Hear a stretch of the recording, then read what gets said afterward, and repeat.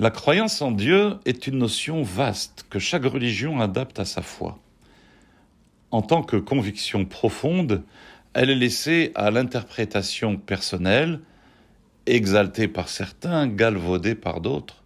Or, la Torah indique des références claires par lesquelles le juif doit exprimer sa foi en Dieu, et ces normes de croyance établissent systématiquement un sens et des degrés de croyance concrétisant cette notion abstraite dans la vie de tous les jours.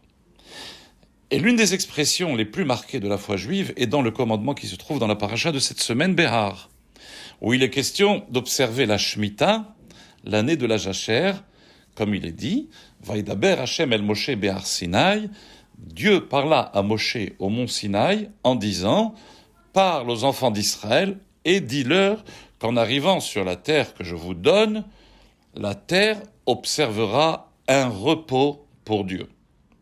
Cette loi consiste à laisser les terres en jachère après les avoir travaillées et récoltées 6 années consécutives.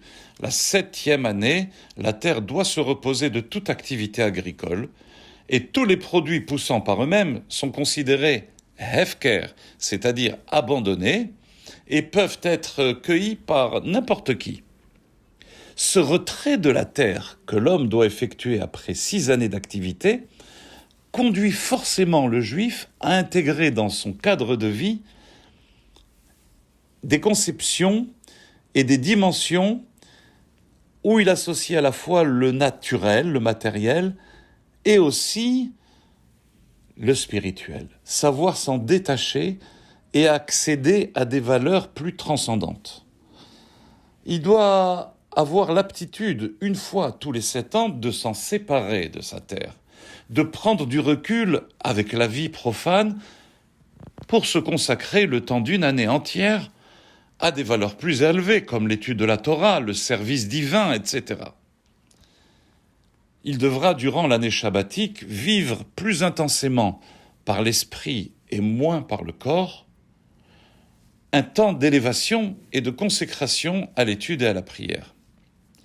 Mais direz-vous légitimement, comment, durant cette période prolongée, pourra-t-on vivre sans semer, sans labourer et sans récolter sa terre? Réponse de Dieu dans la Torah, Vetsiviti et birkati. J'amenderai ma bénédiction la 6e année afin que la terre produise une récolte abondante qui suffira à 3 années. Pourquoi 3 années? C'est simple. La 6e année produira une récolte triple parce que la production pour l'année en cours, la 6e, une production pour la 7e année qui est sans activité agricole et une production pour la 8e année durant laquelle il sera nécessaire de vivre encore sur ses réserves en attendant le produit du travail de la reprise en début de la 8e année. Et là, justement, Dieu demande d'avoir la émouna, la croyance, au seul recours possible. Compter sur Dieu pour assurer sa subsistance. Dieu le promet dans la Torah. Il demande d'y croire. Ce cycle de 7 ans nous contraint à adopter finalement 2 attitudes paradoxales. Pendant 6 ans, on travaille, oui.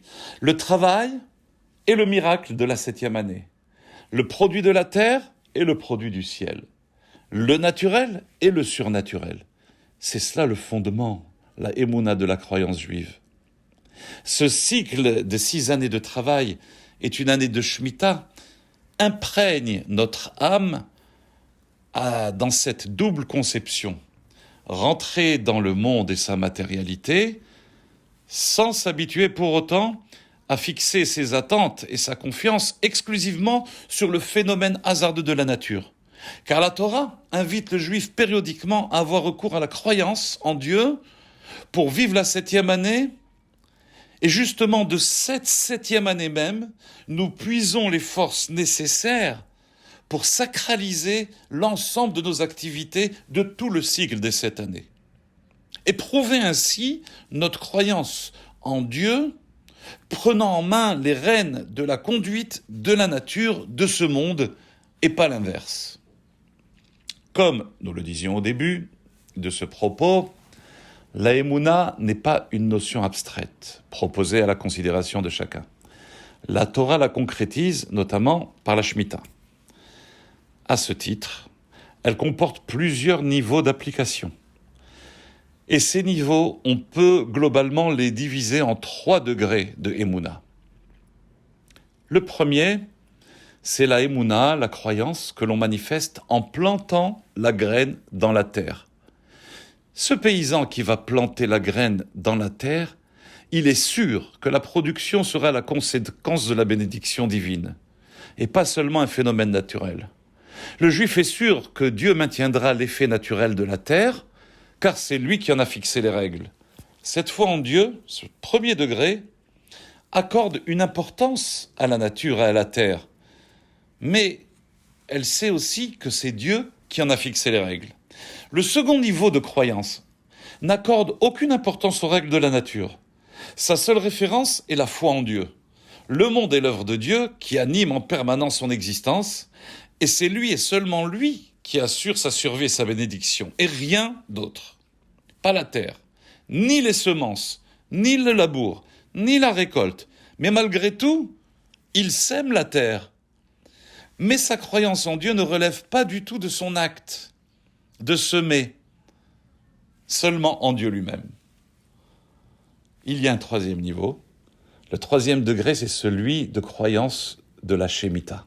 Parce que là, la terre n'est même plus présente, il doit s'en détacher complètement. La terre n'est même pas dans son contexte de vie.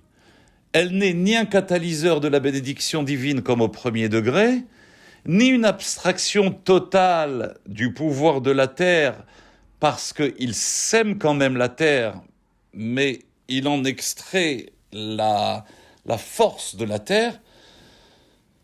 Ici, à l'année de la jachère, à ce troisième niveau de Emouna, la terre est inexistante.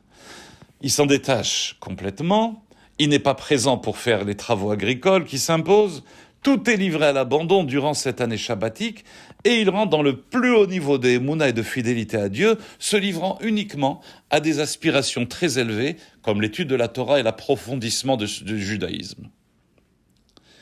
Cette mitzvah de Shemitah, elle a été choisie par Dieu parce qu'elle est la clé de voûte de tous les autres commandements de la Torah qui, par définition, alimentent tous la croyance en Dieu. Quelle est la source de cette affirmation ? Elle se trouve dans le traité Shabbat en page 31.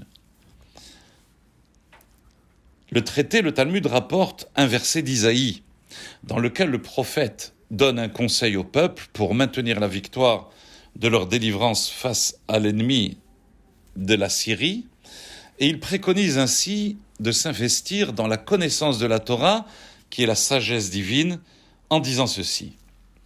Vehaya emunat eitecha chosen yeshuot chochmat vadaat. 6 mots dans ce verset, le Talmud évoque, qui correspondent à l'étude de la sagesse divine contenue dans les 6 volumes de la loi orale. La Mishnah est composée de 6 volumes. Zraïm, Moed, Nashim, Nezikin, Kodashim et Taharot. Il y a donc 6 traités. Le premier mot du verset de Isaïe, Emunat, correspond au volume de Zraïm, qui traite des semences. Le second mot, Itecha, c'est Moed, le rendez-vous des fêtes. Le troisième, Chosen, correspond au traité Nashim, qui parle des femmes. Yeshuot, le quatrième mot du verset, correspond au traité Nezikin, qui parle des dommages. Chochmat correspond au traité de Kodashim, qui traite des objets sacrés. Et le 6e mot, Vadat, correspond à Taharot, qui traite des sujets de pureté. Mais le premier mot du verset commenté dans le Talmud est le mot Emouna, croyance et foi, qui correspond à quel volume ? Au volume qui traite des semences de la terre. L'allusion est claire. Pour alimenter notre Emouna, notre croyance en Dieu, rentrer dans le monde agricole, appliquer le précepte de la Shemitah, de la jachère, qui nous implique dans la nature, tout en la transcendant par l'année shabbatique, pour arriver, les Yom Shekulo Shabbat Umenucha Lechaye Olamim, arriver au jour de repos messianique pour l'éternité. Shabbat Shalom.